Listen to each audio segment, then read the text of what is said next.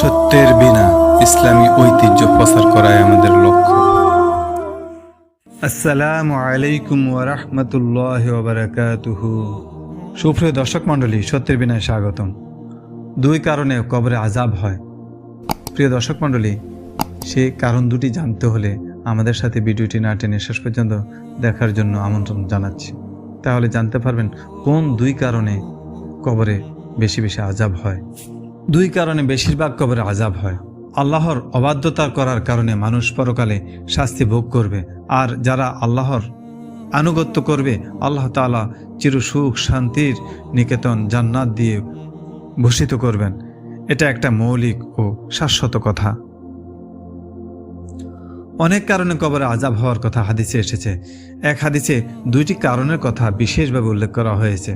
হাদিসে এসেছে, নবী করিম সাল্লাল্লাহু আলাইহি সাল্লাম একদিন কোথাও যাওয়ার সময় পথে সঙ্গীদের দুইটি কবর দেখিয়ে বললেন, এই দুইটি কবরে আযাব হচ্ছে।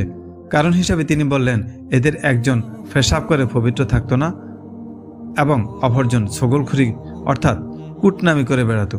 এরপর তিনি একটি খেজুরের ঢাল ভেঙে দুই টুকরো করলেন এবং কবর দুইটির উপর টুকরো দুইটি পুঁতে দিলেন। বুখারী। হাদিসে রাসূল সাল্লাল্লাহু আলাইহি সাল্লাম আরও বলেন, যে দুইটি কারণে তাদের আযাব দেওয়া হচ্ছে তা থেকে মুক্ত থাকা তাদের জন্য কোনো কঠিন কিছু ছিল না। অন্যদিকে এই দুইটি অত্যন্ত গুরুত্বপূর্ণ বিষয় এবং আল্লাহর কাছে গুরুতর অন্যায়। বিষয়টি খুব হালকা নজরে দেখার সুযোগ নেই। বস্তুত পবিত্রতা ঈমানের অঙ্গ। মুমিনের জীবন সবসময় পবিত্র ও পরিচ্ছন্ন থাকে এবং এক্ষেত্রে মুমিন সর্বোচ্চ চেষ্টা করে। এটা কঠিন কাজ নয়। পবিত্রতা অর্জনের ক্ষেত্রে উদাসীনতা একদম অনুচিত।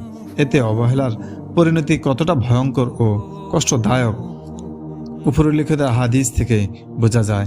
তাই পবিত্রতার ব্যাপারে অবহেলা করা কোনোভাবেই উচিত নয়। কুটনামি অর্থাৎ পারস্পরিক দ্বন্দ্ব লাগানোর চেষ্টা অত্যন্ত ঘৃণিত ও গুনাহের কাজ। এতে সামাজিক শান্তি শৃঙ্খলা নষ্ট হয়। হাদিসে এসেছে, ছগলখোর জান্নাতে যেতে পারবে না। আল্লাহ তাআলা আমাদের কবরের আযাব থেকে রক্ষা করুন। প্রিয় দর্শক মণ্ডলী, আমরা যে দুটি কারণ জেনেছি, এই দুটি কারণ থেকে নিজেকে হেফাজত করব। একটি হচ্ছে প্রস্রাব থেকে পবিত্রতা, আরেকটি হচ্ছে গীবাত, ছগলখুরি, একজন আরেকজনের দোষ ত্রুটি অন্যের কাছে প্রকাশ করা। হাদিসে এসেছে, মান সাতার মুসলিমান সাতারাল্লাহু ইয়াউমাল কিয়ামা। যে ব্যক্তি কোনো মুসলমান মুমিনের একটি দোষ গোপন রাখবে, আল্লাহ পাক রব্বুল আলামিন কিয়ামতের দিন তারও দোষ গোপন রাখবেন। তাই আসুন আমরা একে অপরের দোষ নিয়ে ঘাটাঘাটি না করে আমরা একে অপরের দোষকে গোপনে রাখি। আল্লাহ যেন আমাদেরকে হেফাজত করেন।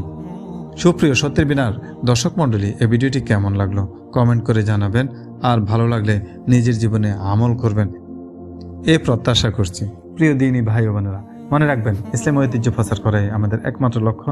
সত্যের বিনার একটি ভিডিও শেয়ার করে আপনি হতে পারেন এই গৌরবময় কাজের অংশীদার। ভালো থাকুন, শুভকামনায়। এখনও যারা এই চ্যানেলে সাবস্ক্রাইব করে যুক্ত হন নাই, আশা করি সাবস্ক্রাইব করে যুক্ত হবেন।